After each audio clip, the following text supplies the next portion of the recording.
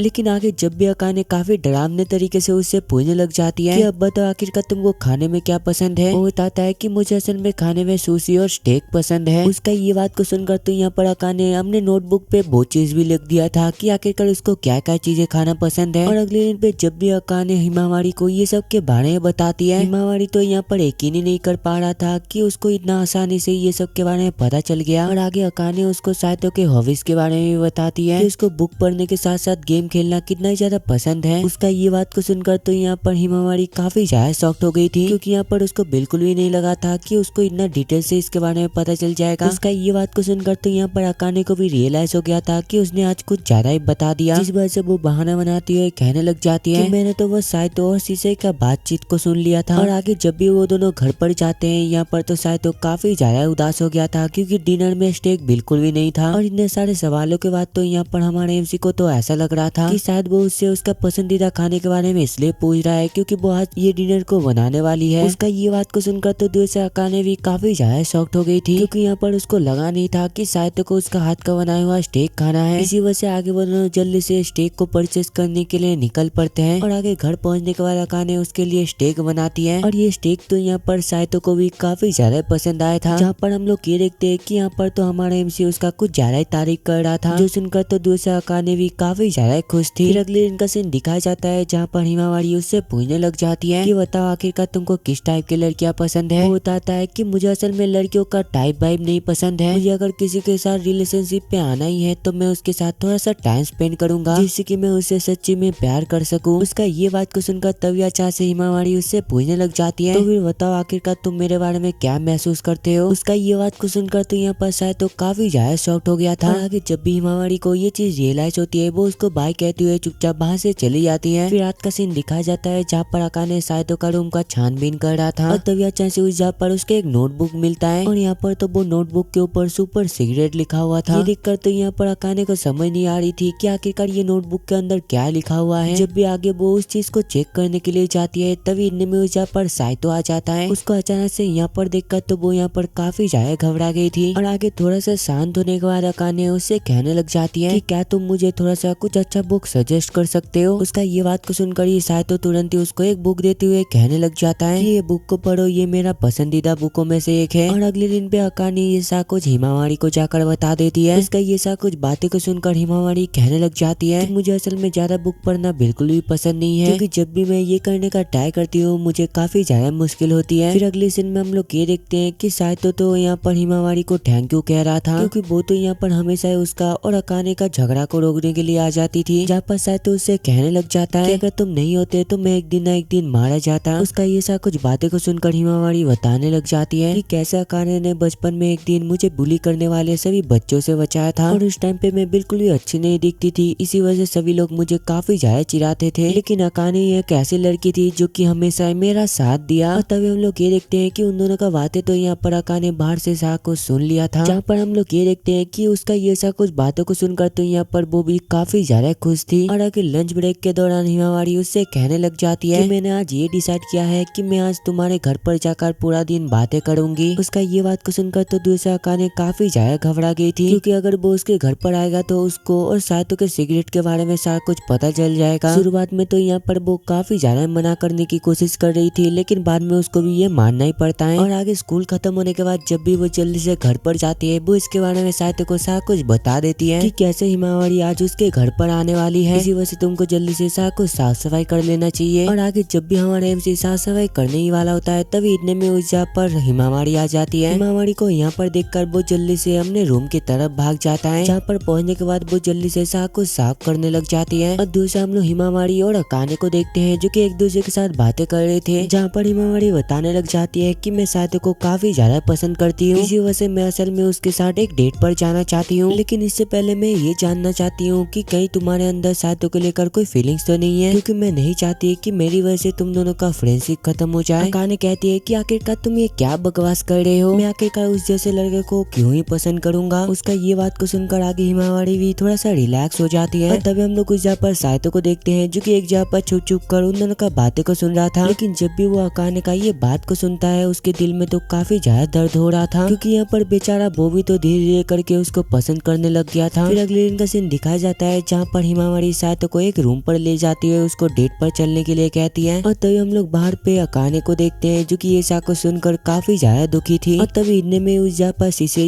Car उससे पूछने लग जाती है कि क्या तुम उन दोनों को रोकने के लिए कुछ भी नहीं करोगे। उसका ये बात को सुनकर तो यहाँ पर अकाने को भी समझ नहीं आ रही थी क्या कर वो यहाँ पर क्या ही करेगा। फिर हमें डायरेक्ट रात का सीन दिखाया जाता है, जहाँ पर साइतो उसको बता देता है कि हिमावारी असल में मेरे साथ डेट पर जाना चाहता है। उसका ये बात को सुनकर तो यहाँ पर अकाने मन ही मन काफी ज्यादा दुखी थी, लेकिन लेकिन वो ये चीज किसी को बताती नहीं है। जहाँ पर वो चिल्लाती है, उसे कहने लग जाती है कि तुम्हारी मर्जी, तुम जो चाहे वो कर सकते हो। फिर अगले दिन का सीन दिखा जाता है जहाँ पर साइतो उससे कहने लग जाता है कि क्या तुम मुझे जाने से नहीं रोकने वाले, और अगर तुम कह दोगे तो मैं उसके साथ डेट पर बिल्कुल भी नहीं जाऊंगा। उसका ये बात को सुनकर तो यहाँ पर शुरुआत में अकाने कुछ भी नहीं कहती, लेकिन जब भी आगे हमारा एमसी वहाँ से जाने लगता है तभी अचानक से अकाने उसको रोकते हुए कहने लग जाती है कि प्लीज तुम रुक जाओ, मैं नहीं चाहती कि तुम उसके साथ डेट पर जाओ। उसका ये बात को सुनकर तो यहाँ पर साइतो भी काफी ज्यादा खुश हो गया था, जहाँ पर वो उससे कहने लगता है कि तुम चिंता मत करो, मैंने पहले ही उसका प्रपोजल को ठुकरा दिया था और अब मैं ये चाहता हूँ कि उसके बदले में तुम मेरे साथ शॉपिंग पर चलो। फिर अगले दिन का सीन दिखाया जाता है जहाँ पर हिमावारी साइतो से इस तरीके से बातें कर रही थी कि कल कुछ हुआ ही ना हो, जहाँ पर हिमावारी उससे कहने लग जाती है कि मैं बिल्कुल भी हार नहीं मानने वाली, मैं तब तक कोशिश करती रहूंगी जब तक तुम मेरा प्यार में ना गिर जाओ। और तभी हम लोग कुछ जहाँ पर अकाने को भी देखते हैं जो कि छुप छुप कर ये सब कुछ देख रही थी। वो कहती है कि मैं भी बिल्कुल भी नहीं हारने वाली, ये साइतो बस मेरा है। फिर अगले दिन का सीन दिखाया जाता है और यहाँ पर तो हिमावारी साइतो के लिए स्टेक बनाकर लेकर आया था, जहाँ पर वो उससे कहने लग जाती है कि मैंने सुना था कि तुमको इस टाइप के खाना काफी ज्यादा पसंद है। और उसका ये सब कुछ बातों को सुनकर तो यहाँ पर साइतो को भी समझ आ गया था कि असल में ये सब के पीछे अकाने का हाथ है। शुरुआत में तो यहाँ पर वो हिमावारी का ये डिश खाना नहीं चाहता था, लेकिन स्कूल के सभी स्टूडेंट के कहने पर बाद में उसको ये डिश खाना ही पड़ता है। और वो डिश टेस्ट करने के बाद तो यहाँ पर साइतो को भी ये डिश काफी ज्यादा पसंद आया था। लेकिन जब भी अकाने ये देखती है कि हिमावारी यहाँ पर अपने हाथों से साइतो को खिला रही है, ये देखकर तो शायद वो काफी ज्यादा जेलस फील कर रही थी। और उसको इतना जेलस देखकर तो यहाँ पर हिमावारी को ऐसा लग रहा था कि शायद उसको खाने को नहीं मिला, इसी वजह से आज वो उससे काफी ज्यादा नाराज है। इसी वजह से आगे हिमावारी भी अपने हाथों से उसको स्टेक खिलाने लगती है। लेकिन तभी इस चीज का फायदा उठाकर तभी इतने में उस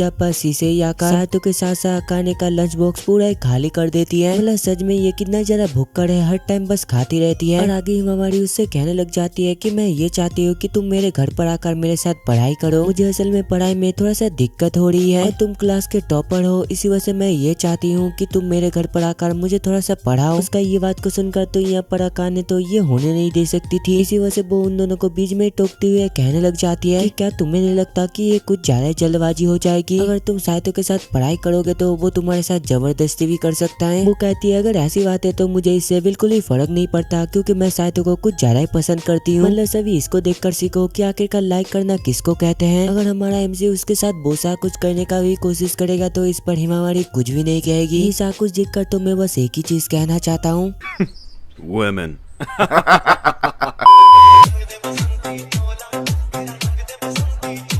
लेकिन तभी हम लोग ये देखते हैं कि अकाने तो इस बात का बिल्कुल खिलाफ था। इसी वजह से तभी आचार्य हिमावारी उससे कहने लग जाती है कि एक काम करो, तुम भी हमारे साथ चलो और तुम भी मेरा पढ़ाई करने में मदद कर दो, और अगर क्लास के 2 टॉपर मेरा मदद करेंगे तो मैं 3री रैंक पर भी आ सकता हूँ। और तभी इतने में उस जहाँ पर शीशे ही आ जाती है, और वो भी तो यहाँ पर पढ़ाई में काफी ज्यादा होशियार थी, इसी वजह से आगे हिमावारी भी उसको इन्वाइट करती है। लेकिन यहाँ पर आने के बाद तो शीशे कुछ अजीब ही हरकत करी जा रही थी। इसको देखो बस, इसको देखकर तो मुझे हंसी आ गया, मतलब ये कहना क्या चाहती है इसको खुद ही नहीं मालूम। लेकिन तभी अचानक से हिमावारी को एक आइडिया आती है कि क्यों ना हम लोग एक साथ पढ़ाई अकाने के घर पर जाकर करें, क्योंकि उसका घर काफी ज्यादा बड़ा है और इसी के साथ साथ वहाँ पर कोई भी रहता भी नहीं है। उसका ये बात को सुनकर आगे वो लोग भी इसके लिए तैयार हो जाते हैं। फिर अगले सीन में हम लोग ये देखते हैं कि वो लोग तो यहाँ पर उसके घर पर आ गए थे, और थोड़ी देर पढ़ाई करने के बाद तो यहाँ पर साइतो को भी समझ आ गया था कि हिमावारी को तो बिल्कुल भी याद नहीं रहता है और उसको पढ़ाई करना बिल्कुल भी पसंद नहीं है। इसी वजह से साइतो ये डिसाइड करता है कि उन लोगों को सबसे पहले क्लास 10 से स्टार्ट करना चाहिए। और साइतो के पढ़ाने का स्टाइल को देखकर तो यहाँ पर हिमावारी काफी ज्यादा इम्प्रेस हो गई थी। यहाँ पर वो साइतो से कहने लग जाती है कि तुम तो स्कूल के टीचर से भी काफी ज्यादा बेहतर हो। ये कहकर आगे वो साइतो के कुछ ज्यादा करीब आकर उसको जीनियस कहने लग जाती है। और आगे काफी देर तक पढ़ाई करने के बाद तो यहाँ पर शीशे बोर हो गई थी, इसी वजह से वो जल्दी से साइतो से कोई गेम खेलने के लिए कहती है। फिर अगले सीन में हम लोग ये देखते हैं कि यहाँ पर वो चारों मिलकर तो एक मेमोरी गेम को खेल रहे थे, और इस गेम पे तो यहाँ पर साइतो कुछ ज्यादा जीनियस था, इसी वजह से वो एक ही झटके में सबको हरा देता है। और आगे गेम खत्म होने के बाद साइतो जल्दी से बाहर पर कुछ सामान लाने के लिए जाता है, और तभी इतने में उसके पास अकाने भी आ जाती है और उसके साथ बातें करने लगती है, जहाँ पर अकाने उससे कहने लग जाती है कि मुझे नहीं लगा था कि तुम्हारा याददाश्त इतना ज्यादा अच्छा होगा। उसका ये सब कुछ बातें को सुनकर आगे साइतो बताने लगता है कि असल में मेरे फैमिली पे जो कोई भी जन्म लेते हैं वो लोग किसी न किसी चीज में माहिर होते हैं, जैसे कि शीशे एक ही झटके में डेटा को अपने दिमाग में कैलकुलेट कर सकती है, वैसे ही मुझे भी सारा कुछ चीजें बिल्कुल याद रहता है। उसका ये सारा कुछ बातें को सुनकर सुनकर अकाने उससे कहने लगती है कि काश मैं भी तुम्हारी तरह होता जिसको कि सब कुछ याद रहता हो, तो मुझे तुम्हारी तरह इतना पढ़ाई बिल्कुल भी नहीं करनी पड़ती। और आगे जब भी वो लोग दोबारा अपने घर पर आते हैं वो लोग ये देखते हैं कि टीवी पर तो यहाँ पर सीसेई और हिमावारी एक दूसरे के साथ एक ज़ॉम्बी गेम को खेल रहे थे। और यहाँ पर तो हिमावारी को यकीन ही नहीं हो रही थी कि वो अपने टीवी पर इतना खतरनाक गेम को भी खेलता है। उसका ये बात को सुनकर अकाने बहाना बनाते हुए कहने लग जाती है कि असल में ऐसा कुछ गेम मेरा नहीं बल्कि मेरा पापा का है। और आगे जब भी वो दोनों चाय पीने के लिए अपने जगह पर बैठते हैं, गलती से तो यहाँ पर हिमावारी का चाय उसके ऊपर ही गिर गया था, जो देखकर शायद तो तुरंत ही उसके लिए टावल लेने के लिए चला जाता है। और जब भी हमारे एमसी उसको ये टावल ला कर देता है वो यहाँ पर तो काफी ज्यादा शॉक्ड हो गई थी, जहाँ पर वो उसे कहने लग जाती है कि आखिरकार तुमको कैसे पता चला कि टावल उसी जगह पर है। वो बताता है कि असल में ऐसा कुछ बस मेरा अंदाजा था। और आगे अकाने उसे कहने लग जाती है कि जल्दी से तुम अपना कपड़े को चेंज कर लो, अगर तुम ऐसा नहीं करोगे तो कपड़े पर दाग लग जाएगा। उसका ये बात को सुनकर जब भी सीसे हिमावारी को बाथरूम पर लेकर जाती है, यहाँ पर तो अकाने उसके ऊपर काफी ज्यादा चिल्ला रही थी, जहाँ पर वो गुस्से से उसे कहने लग जाती है कि क्या तुम अभी हिमावारी के साथ फ्लर्ट करने की कोशिश कर रहे थे, और वैसे भी तुमने तो मुझे पढ़ाई में इतना ज्यादा कभी भी मदद नहीं की। और तभी अचानक से उस जगह पर लाइट चली जाती है। ये देखकर तो यहाँ पर अकाने काफी ज्यादा डर गई थी, और डर के मारे तो यहाँ पर वो हमारे एमसी को पकड़ के रखा था, क्योंकि यहाँ पर तो उसको अंदर से काफी ज्यादा डर लगता है। लेकिन आगे जब भी उस जगह पर लाइट आता है, हिमावारी आकर ये देखती है कि यहाँ पर अकाने तो शायद के कुछ ज्यादा क्लोज है। इसी वजह से यहाँ पर उसको ऐसा लग रहा था कि शायद उन दोनों की दोबारा दोस्ती हो गई है। उसका ये बात को सुनकर अकाने शर्माते हुए कहने लग जाती है कि नहीं ऐसा बात बिल्कुल भी नहीं है। और अगले दिन पे हिमावारी साहित्य को फिर से पढ़ाने के लिए कहती है, जहाँ पर वो कहने लग जाती है कि मैं ये चाहती हूँ कि इस बार पढ़ाई तुम्हारे घर पर हो। उन दोनों को इतना क्लोज देखकर तो दूर से अकाने हमेशा की तरह काफी ज्यादा जेलस फील कर रही थी। इसी वजह से वो उसके जाने के बाद तुरंत ही हमारे एमसी के पास जाती हुए उससे कहने लगती है कि मैं ये चाहती हूँ कि घर पे जाने के बाद तुम भी मेरा पढ़ाई पे मदद करो। और घर पे जाने के बाद तो यहाँ पर अकाने साहित्य के टेक्स्ट बुक से काफी सारे चीजों के बारे में सीख रही थी, और उसको ये बुक पढ़ता हुआ देखकर साहित्य बताने लग जाता है कि ये बुक असल में बिल्कुल भी आसान नहीं है, और तुम ये बुक पढ़ पा रहे हो तो इसका मतलब ये है कि तुम सच में काफी ज्यादा जीनियस लड़की हो। और आगे पढ़ाई खत्म होने के बाद साहित्य उससे पूछने लग जाता है कि मैं असल में तुम्हारे बारे में और भी जानना चाहता हूँ, और मैं ये भी जानना चाहती हूँ कि आखिरकार तुम डॉक्टर क्यों बनना चाहते हो। वो बताती है कि असल में बचपन में मेरा एक छोटी बहन थी जो कि हमेशा बीमार रहती थी, और काफी बार ऐसा भी होता था कि मेरा मॉम डैड बाहर पर काम के लिए जाते थे, और दूसरा मुझे मेरा बहन का ख्याल रखना पड़ता था। लेकिन मुझे ज्यादा कुछ पता नहीं था, इसी वजह से मैं बस अपनी बहन को थोड़ा सा दिलासा ही दे सकती थी। लेकिन एक दिन ऐसा भी टाइम आया जब मेरी बहन मुझे छोड़कर यहाँ से चली गई, और तुम सच में काफी ज्यादा लकी हो कि तुम्हारे पास शीशे की तरह एक बहन है जिसके साथ तुम हमेशा घुल मिल सकते हो और उसके साथ खेल सकते हो। फिर हमें अगले दिन का सीन दिखाया जाता है, और जब भी शायद उसके साथ बातें करने का कोशिश करता है वो ये देखता है कि यहाँ पर तो अकाने कुछ ज्यादा दुखी है। और यहाँ पर तो हमारे एमसी को समझ भी आ गया था कि आखिरकार वो इतना ज्यादा दुखी क्यों है। जब भी आगे वो इसके बारे में अपने बहन को बताता है वो उससे कहने लगती है कि शायद तुमको थोड़ा सा बाहर उसको घुमाने ले जाना चाहिए। उसका ये बात को सुनकर आगे शायद भी ठीक यही करने का डिसाइड करता है, जहाँ पर वो स्कूल के बाद सीधा उसके पास जाकर उससे कहने लग जाता है कि मैं ये चाहता हूँ कि कल तुम मेरे साथ एक डेट पर चलो। उसका ये बात को सुनकर तो यहाँ पर अकाने काफी ज्यादा घबरा गई थी, क्योंकि यहाँ पर तो साहित्य ने उसके साथ कभी भी इस तरीके से बातें नहीं किया था। और आगे जब भी अकाने अपने दादी के पास जाती है, उन दोनों के डेटिंग वाले बात को सुनकर तो यहाँ पर वो काफी ज्यादा खुश हो गए थे। और आगे उसका दादी उसको एक जगह पर लेकर जाती है जिससे कि वो अपना पहला डेट के लिए एक अच्छा ड्रेस को चूज कर सके। फिर अगले दिन का सीन दिखाया जाता है, और जब भी वो दोनों डेट पर जाने वाले होते हैं, अकाने का इतना अच्छा क्यूट ड्रेस को देखकर तो दूसरा शायद तो कुछ ज्यादा शर्मा गया था, जहाँ पर वो दोनों सबसे पहले कैरियोके पर जाते हैं। और यहाँ पर तो वो दोनों काफी ज्यादा एंजॉय कर रहे थे। और थोड़ी देर एंजॉय करने के बाद जब भी वो दोनों बाहर पर जाते हैं, थोड़ी देर बातें करने के बाद तो यहाँ पर अकाने को भी समझ आ गई थी कि शायद तो कल उसको डेट के लिए इसलिए पूछा था क्योंकि वो उसको खुश करना चाहती थी। और आगे घर जाने के टाइम पे तो यहाँ पर अकाने को एक रिंग काफी ज्यादा पसंद आ गई थी, लेकिन ये रिंग का प्राइस तो कुछ ज्यादा ही था। इसी वजह से वो कहने लगती है कि जब मेरे पास पैसे होंगे मैं उस दिन ये रिंग को जरूर परचेस करूंगी। और आगे घर जाने के दौरान अकाने अपने मन में सोचने लग जाती है कि कैसे बचपन में उसकी मॉम ने उसको ये बताया था कि हर कपल के पास एक रिंग जरूर होना चाहिए। फिर अगले दिन का सीन दिखाया जाता है, जहाँ पर सातो और अकाने एक साथ बैठकर नाश्ता कर रहे थे, और यहाँ पर तो अकाने ये चाहती थी कि सातो उसका खाने का तारीफ करे। इसी वजह आगे हमारा लौंडा भी पीछे मुंह घुराते हुए कहने लग जाता है कि हाँ तुम्हारा खाना अच्छा है। उसका इतना कहने पड़ी तो यहाँ पर अकाने काफी ज्यादा शर्मा गई थी, जिस वजह से वो जल्दी से वहाँ से भाग जाती है। और उसके जाने के बाद आगे सातो हमने उनमें कहने लग जाता है कि क्या सच में अकाने को बोर्डिंग काफी ज्यादा पसंद आया था। और आगे जब भी वो स्कूल पर जाता है वो शीशे से कहने लग जाता है कि मैं असल में तुम्हारे घर पर जाना चाहता हूँ, और प्लीज मुझे माफ कर देना, मैंने यहाँ पर एक चीज बताना ही भूल गया कि शीशे असल में उसके खुद की बहन नहीं है बल्कि वो उसका कजन है। और जब भी शीशे सहतो का ये बात को सुनता है वो जल्दी से अपना सर्वेंट को कॉल करती हुए कहने लगती है कि स्कूल के बाद जल्दी से कार लेकर मेरे स्कूल के सामने आ जाना। और आगे स्कूल होने के बाद जब भी उन दोनों के सामने उसका गाड़ी आता है, गाड़ी पे चढ़ने के बाद शायद तो ड्राइवर से कहने लग जाता है कि हमें जल्दी से आराम के साथ इसके घर पर लेकर चलो। उसका ये बात को सुनकर तो वहाँ पर वो लड़की इतना स्पीड से गाड़ी चलाई थी, यहाँ पर तो बेचारा शायद तो भी काफी ज्यादा डर गया था। और आगे जब भी शायद तो शीशे के घर पर पहुँचता है, हम लोग ये देखते हैं कि उसका घर तो काफी ज्यादा बड़ा था। और आगे उसके रूम के अंदर जाने के बाद तो यहाँ पर शीशे उसके सामने अपना ड्रेस को चेंज कर रही थी। और आगे ड्रेस चेंज करने के बाद शायद तो उससे पूछने लग जाता है कि आखिरकार अभी हमें क्या करना चाहिए। इस पर शीशे लेट कर कहने लग जाती है कि हमें डेड बॉडी वाला गेम खेलनी चाहिए। उसका ये बात को सुनकर तो यहाँ पर शायद तो उसको साफ साफ मना कर दिया था। इसी वजह से शीशे आगे एक वैम्पायर वाला गेम खेलने लग जाती है, जहाँ पर वो सीधा जाकर सातों के गले में एक बाइट करती है। और तभी इतने में उस पर शीशे की मॉम आ जाती है और वो तो उन दोनों को ये सा कुछ करते हुए देख लिया था। और ये देखकर आप लोगों को क्या लग रहा होगा कि उसका मॉम उसको डांटेगी? नहीं नहीं नहीं, उसका मॉम भी सीधा जाकर उसको किस करने लग जाती है। मतलब ये घर पे चल क्या रहा है, मुझे कुछ भी समझ नहीं आ रहा है। और आगे उसकी मॉम उससे कहने लग जाती है कि तुम यहाँ पर खा कर ही जाना, जिस पर शायद तो कहने लग जाता है कि प्लीज मुझे माफ कर देना, मैं यहाँ पर खाना बिल्कुल भी नहीं खा सकता, शायद अका ने मेरे लिए घर पर खाना बना रही होगी। उसका ये बात को सुनकर तो यहाँ पर शीशे की मॉम थोड़ा सा गुस्सा हो गई थी। और आगे उसकी मॉम के पूछने पर वो बताने लग जाता है कि मैं असल में आपके पास एक पार्ट टाइम जॉब ढूंढने के लिए आया हूँ, क्योंकि मुझे पैसों की काफी ज्यादा जरूरत है। उसकी मॉम कहती है लेकिन तुम पैसों के बारे में अपने ग्रैंडपा के साथ भी बात कर सकते थे ना। वो कहता है कि नहीं, मैं ऐसा बिल्कुल भी करना नहीं चाहता, क्योंकि मैं खुद अकाने के लिए गिफ्ट परचेस करना चाहता हूँ। उसका ये बात को सुनकर शीशे की मॉम कहती है अगर ऐसी बात है तो फिर ठीक है, मुझे असल में अभी एक ट्रांसलेटर की जरूरत है और इसके लिए मैं बस तुमको 3 ही दिन टाइम दे सकता हूँ। तुमको उसी टाइम के अंदर ही वो लैंग्वेज को पूरी तरीके से मास्टर करना पड़ेगा। उनका ये बात को सुनकर आगे शायद तो भी इसके लिए मान जाता है, जहाँ पर वो अपने घर पे जाने के साथ ही साथ काफी सारा बुक को लेकर बैठ जाता है वो बुक को पढ़ने के लिए। और उसको इतने सारा बुक को पढ़ते हुए देखकर तो वहाँ पर अकाने काफी ज्यादा शॉक्ड हो गई थी, क्योंकि जो एग्जाम में बिल्कुल भी नहीं पढ़ता है तो आखिरकार वो यहाँ पर क्या पढ़ रहा है। और आगे जब भी अकाने उसके पास जाकर उससे इसके बारे में पूछती है, शायद तो यहाँ पर उसको ये सब कुछ बताने के लिए साफ साफ मना कर देता है। फिर अगले दिन का सीन दिखाया जाता है और यहाँ पर तो शायद तो शीशे के घर पर था, और यहाँ पर शीशे के वजह से तो शायद तो अपना काम ठीक से बिल्कुल भी कर नहीं पा रहा था, जहाँ पर शीशे उससे कहने लग जाती है जब से तुम दोनों का शादी हुआ है तब से तुम मेरे ऊपर बिल्कुल भी ध्यान ही नहीं दे रहे हो, और इसी वजह से मैं इतने दिनों से काफी ज्यादा अकेला फील कर रही हूँ। और आगे इसका भरपाई करने के लिए शायद तो उसके साथ सोता है, और सोने के बाद क्या होता है मैं इसके बारे में कुछ भी नहीं बताने वाला।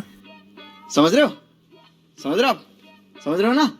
आगे कुछ देर बाद जब भी शायद तो अपने घर पर जाता है, यहाँ पर तो अकाने कब से उसका इंतजार कर रही थी। और आगे जब भी अकाने उससे ये पूछती है कि आखिरकार तुम कहाँ पर थे, वो कहता है कि ये जानने की तुम्हारा बिल्कुल भी जरूरत नहीं है। ये कहकर वो जल्दी से नहाने के लिए चला जाता है। फिर अगले दिन में हमें पता चलता है कि ऐसा कुछ तो अकाने ने अपने दादी को बता दिया था कि कुछ दिनों से घर पर शायद तो लेट आ रहा है और वो उसका हाथ का बनाया हुआ खाना भी नहीं खा रहा है। वो कहता है कि ऐसा होना आम बात है, क्योंकि वो लड़कियों में काफी ज्यादा पॉपुलर है, और बताओ क्या उसका कोई क्रश है। अपने दादी का ये बात को सुनकर तभी अचानक से अकाने को शीशे का याद आता है, और यहाँ पर तो वो भी समझ गई थी कि उसके बॉडी से जो स्मेल आ रहा था वो और किसी का नहीं बल्कि शीशे का था। फिर अगले सीन में हम लोग ये देखते हैं कि यहाँ पर तो अकाने दोबारा उसका इंतजार कर रही थी, लेकिन काफी देर हो चुका था और अब तक शायद तो भी नहीं आया था। इसी वजह से वो जल्दी से फोन डायरी के मदद से शीशे के घर पर कॉल करती है, और यहाँ पर तो उसका कॉल एक मेड ने उठाया था। जब भी अकाने ये कहती है कि मैं असल में साइतो के साथ बातें करना चाहती हूँ, वो मेड जल्दी से साइतो को ये फोन दे देती है। इस वजह से तो यहाँ पर शुरुआत में अकाने साइतो के ऊपर काफी ज्यादा चिल्ला रही थी, लेकिन तभी हमें पता चलता है कि वो तो असल में साइतो नहीं बल्कि शीशे का मॉम था। वो कहती है कि असल में मैंने तुम्हारे बारे में अपने बेटी से काफी ज्यादा सुना है, और मुझे पता चला है कि तुम अभी साइतो के साथ बातें करना चाहते हो। अभी काम पे काफी ज्यादा बिजी है, इसी वजह से वो तुम्हारे साथ अभी बातें बिल्कुल भी नहीं कर सकता। जब भी आगे अकाने उससे साइतो के काम के बारे में पूछती है, वो बताती है कि ऐसा कुछ जानने की तुमको बिल्कुल भी जरूरत नहीं है, और वैसे ही मैं तुम दोनों का शादी के बिल्कुल खिलाफ हूँ, और तुम चिंता मत करो, साइतो कुछ ही देर में घर पर आ जाएगा। ये कहकर वो जल्दी से कॉल को कट कर देती है, और आगे शीशे की मॉम साइतो को पैसा देती है उसके काम के लिए, जहाँ पर उसकी मॉम मुझसे पूछने लगती है कि क्या तुम्हारी वाइफ को नहीं पता कि तुम यहाँ पर काम करते हो। वो बताता है कि मैंने ये सब को इसलिए नहीं बताया क्योंकि मैं उसको सरप्राइज देना चाहता हूँ। और आगे जब भी साइतो घर पर जाता है, यहाँ पर तो अकाने काफी ज्यादा गुस्से में थी, जहाँ पर वो उससे कहने लग जाती है कि तुम अभी शीशे के घर पर थे ना, अगर तुम उसको इतना ज्यादा पसंद करते हो तो तुम उसके साथ शादी क्यों नहीं कर लेते। ये कहकर जब भी वो वहाँ से जाने वाली होती है, तभी अच्छा से साइतो उसको रोक कर बार उसको वही रिंग देता है और आगे वो सारा कुछ बता देता है कि वो असल में शीशे के घर पर काम करता था, जिससे कि वो थोड़ा बहुत पैसा कमा सके और उसी पैसों के मदद से उसने वो रिंग को परचेस किया है। ये रिंग को पाकर तो यहाँ पर वो काफी ज्यादा खुश हो गई थी, लेकिन इसके बावजूद भी वो सीधा जाकर अपने रूम पर चली जाती है। लेकिन जब भी उसको रियलाइज होती है वो जल्दी से बाहर निकल कर उसको थैंक यू कहती है। फिर अगले दिन का सीन दिखाया जाता है और यहाँ पर तो अकाने ने फाइनली वो रिंग को पहन लिया था, जहाँ पर हम लोग ये देखते हैं कि यहाँ पर तो हर टाइम वो उसी रिंग को देखे जा रही थी और ये रिंग को देखकर तो यहाँ पर उसका मूड भी काफी ज्यादा खुश हो गया था। इसी वजह से वो आगे साइतो के लिए काफी अच्छा खाना को बनाता है। और आगे जब भी वो स्कूल पर जाती है यहाँ पर तो अकाने अभी भी वो रिंग को पहनी हुई थी और तभी इतने में उस जगह पर हिमावारी आ जाती है और यहाँ पर तो वो अकाने का ये रिंग को देख लेता। इसी वजह से तुरंत ही साइतो उसको लेकर जल्दी से वहाँ से भाग जाता है और आगे इसके पहुंचने पर वो बताने लग जाता है कि आखिरकार तुम ये रिंग को पहनकर यहाँ पर क्यों आए हो। अगर वो ये रिंग देख लेता तो हम दोनों के बारे में उसको सारा कुछ पता चल जाता। उसका ये बात को सुनकर अकाने भी उसको सॉरी कहकर वो रिंग को अपना एक बैग के अंदर रख लेती है, लेकिन उसको ऐसा करते हुए तो यहाँ पर शीशे देख लिया था, जहाँ पर उसको भी समझ आ गया था कि ये रिंग असल में सेतो ने उसको गिफ्ट के तौर पे दिया है। लेकिन शाम पे हमें पता चलता है कि यहाँ पर तो अकाने का वो बैग गुम हो गया था और इसी वजह से तो वो यहाँ पर किसी को ना बताकर ही वो रिंग को काफी देर से ढूंढे जा रही थी। लेकिन यहाँ पर काफी ढूंढने के बाद भी तो उसको ये चीज नहीं मिला था और इसी वजह से तो वो यहाँ पर दुखी होकर पार्क पर बैठी हुई थी, क्योंकि ये तो असल में उसके पति की तरफ से पहला गिफ्ट था। और आगे जब भी शीशे को ये चीज के बारे में पता चलती है वो भी उसका मदद करती है ये रिंग को ढूंढने में, लेकिन काफी देर तक ढूंढने के बावजूद भी तो उसको ये रिंग नहीं मिला था। इसी वजह से शीशे उससे कहने लग जाती है कि क्यों ना तुम साइतो से इसके बारे में हेल्प मांगो और मुझे पक्का है कि नहीं अगर तुम उसको ये सब कुछ बता दोगे तो वो तुरंत ही अपना दिमाग लगाकर वो बैग को काफी आराम से ढूंढ लेगा। और तभी हम लोग दूसरे साइतो को देखते हैं और यहाँ पर तो वो काफी देर से अकाने का इंतजार कर रहा था और जब भी घर का डोरबेल बजता है वो ये देखता है कि वहाँ पर तो अकाने नहीं बल्कि शीशे ही था। और जब भी साइतो उससे ये पूछता है कि आखिरकार अकाने कहाँ पर है, वो उससे झूठ कहती है कि मुझे भी इसके बारे में पता नहीं है। और ऐसा वो इसलिए कर रहा था क्योंकि यहाँ पर तो उसने अकाने से वादा किया था कि वो साइतो को इसके बारे में कुछ भी नहीं बताएगा। और आगे हमें पता चलता है कि काफी मेहनत करने के बाद तो यहाँ पर साइतो को भी उसके बारे में पता चल गया था और उसको ये भी पता चल गया था कि असल में उसका रिंग गुम हो गया है। जहाँ पर वो एक अम्ब्रेला को लेकर अकाने के पास जाकर उससे कहने लगता है कि तुमने रिंग ढूंढने में अपना जान लगा दिया, इसी वजह से मैं ये चाहता हूँ कि तुम अब घर पर चलो। वो कहती है कि जब तक मुझे वो रिंग नहीं मिल जाता मैं तब तक बिल्कुल भी नहीं जाने वाली, क्योंकि ये मेरा जिंदगी का पहला गिफ्ट था जो कि तुमने मुझे दिया था। ये कहते कहते तो वो यहाँ पर काफी जोर जोर से रो रही थी। उसको इतना रोता हुआ देखकर साइतो उससे कहने लग जाता है कि चिंता मत करो, मैं तुम्हारा वो रिंग ढूंढ दूंगा। और बताओ आखिरकार तुम लास्ट टाइम कहाँ गए थे। वो कहती है कि मैं असल में स्कूल के बाद स्टोर गई थी सामान लेने के लिए और उसके बाद मैं कैफे बढ़ गया था। जब भी मैंने वो कैफे से निकला मेरे बैग के अंदर वो रिंग नहीं था। उसका ये बात को सुनकर तो यहाँ पर साइतो को भी समझ आ गया था कि जरूर वो रिंग कहीं पर गिर गया होगा। और आगे साइतो जब भी एक नाले पे ये चेक करता है कि वहाँ पर वो बैग है क्या नहीं। आगे थोड़ी देर ढूंढने के बाद फाइनली उसको वो बैग मिल जाता है, जो पाकर ही आगे वो अपने आप का ही तारीफ करने लग जाता है कि सच में मैं जीनियस हूँ। फिर आगे वो उस बैग के अंदर से वो रिंग को निकाल कर जल्दी से अकाने को पहना देता है। रिंग दोबारा पाकर तो यहाँ पर खुशी के मारे अकाने रोने लग गई थी। नेक्स्ट सीन में हम लोग साइतो को देखते हैं जो कि एक जगह पर बैठा हुआ था, लेकिन तभी अचानक से उसके पास एक लड़की आ जाती है। उसका फेस को देखकर तो यहाँ पर साइतो को किसी का याद आ गया था, लेकिन तभी अचानक से वो लड़की साइतो के पास जाकर उसको प्रपोज कर देती है। सुनकर तो यहाँ पर साइतो भी काफी ज्यादा हैरान हो गया था, जहाँ पर हम लोग ये देखते हैं कि यहाँ पर तो ये लड़की उससे कुछ ज्यादा चिपक रही थी। और आगे जब भी वो दोनों एक जगह पर बैठकर एक दूसरे से बातें कर रहे होते हैं वो बताने लगती है कि मुझे पता चल गया है कि तुमने हिमावारी को रिजेक्ट कर दिया है और तुम अकाने के साथ एक ही घर में रहते हो। मैंने सही कहा ना। उसका मुंह से ये बात को सुनकर तो यहाँ पर साइतो काफी ज्यादा हैरान हो गया था, जहाँ पर उसको समझ नहीं आ रहा था कि आखिरकार ये लड़की को इसके बारे में कैसे पता चला। लेकिन तभी अचानक से वो लड़की उससे पूछने लग जाती है कि क्या तुम मेरे साथ घूमने के लिए चल सकते हो, जिस पर हमारा लौंडा भी सिग्मा बनती हुए कहने लग जाता है कि मैं तुम्हारे साथ घूमना बिल्कुल भी नहीं चाहता हूँ। उसका ये बात को सुनकर तो यहाँ पर वो लड़की भी काफी ज्यादा गुस्से में आ गई थी। इसी वजह से आगे वो उससे कहने लग जाती है कि अगर तुम मेरे साथ घूमने के लिए नहीं चाहोगे तो मैं सबको इसके बारे में बता दूंगी कि तुम और अकाने एक ही घर में एक ही साथ रह रहे हो। लेकिन यहाँ पर हमारा लौंडा भी थोड़ी ना कम था, वो इसके बावजूद भी तो यहाँ पर उसको मना कर दिया था, जो सुनकर तो यहाँ पर वो लड़की भी काफी ज्यादा गुस्से में आ गई थी। इसी वजह से आगे वो जोर जोर से सबको इसके बारे में बताने लग जाती है। उसको ये सा कुछ करता हुआ देखकर तो यहाँ पर शायद तो उसका मुंह को ही पकड़ लिया था, जिससे कि वो ये सा कुछ ना कर पाए। लेकिन इस चक्कर में तो यहाँ पर वो दोनों कुछ ज्यादा क्लोज आ गए थे। इस वजह से तो यहाँ पर वो लड़की भी तैयार हो गई थी उसको किस करने के लिए। जहाँ पर शीशे आ जाती है जो कि वो लड़की को लात मारकर साइड कर देती है। और आगे जब भी वो लड़की शीशे को देखती है यहाँ पर तो वो कुछ ज्यादा क्यूट थी। इसी वजह से आगे वो उसके साथ काफी ज्यादा खेलने लग जाती है। और आगे कुछ देर खेलने के बाद वो जल्दी से साइतो को बाय कहते हुए वहाँ से भाग जाती है। अगले सीन में हम लोग हमारा एमसी को देखते हैं जो कि क्लास पे था, लेकिन तभी अचानक से उसके पास वही लड़की आ जाती है। वो लड़की को यहाँ पर साहित्य के साथ देखकर तो यहाँ पर सभी स्टूडेंट काफी ज्यादा गुस्से में आ गए थे, क्योंकि यहाँ पर तो हमारे लौंडे का दो के साथ चक्कर चल रहा था। और आगे जब भी साहित्य वो लड़की के साथ बाहर जाता है, पहले की तरह तो यहाँ पर वो लड़की उससे कुछ ज्यादा चिपकने की कोशिश कर रही थी। और आगे जब भी साहित्य चुपचाप यहाँ से जा रहा होता है, तो अचानक से वो लड़की सीधा सीढ़ियों से कूद जाती है। वो ऐसा इसलिए कर रही थी ताकि साहित्य उसको कैच कर ले। और आगे ठीक यही होता है, जहाँ पर साहित्य जल्दी से उसको पकड़ लेता है, जिससे कि उसको चोट भी नहीं लगता। लेकिन ये सब के चक्कर में तो यहाँ पर वो लड़की को काफी ज्यादा भूख लग गया था। इसी वजह से वो जल्दी से साहित्य को लेकर कुछ खाने के लिए एक शॉप पे चला जाता है, जहाँ पर हम लोग ये देखते हैं कि यहाँ पर तो वो लड़की कुछ ज्यादा भूख कर थी। वो तो यहाँ पर एक ही बारी में काफी सारा बर्गर को एक साथ खा लिया था। उसको ऐसा करते हुए देखकर तो यहाँ पर हमारा एमसी भी काफी ज्यादा हैरान हो गया था, जहाँ पर वो मन ही मन ये कह रहा होगा, अरे भोसड़ी के भूख लगी है तो रेस्टोरेंट में जाओ ना। हाँ, ये खा लो, मेरा खाओगे?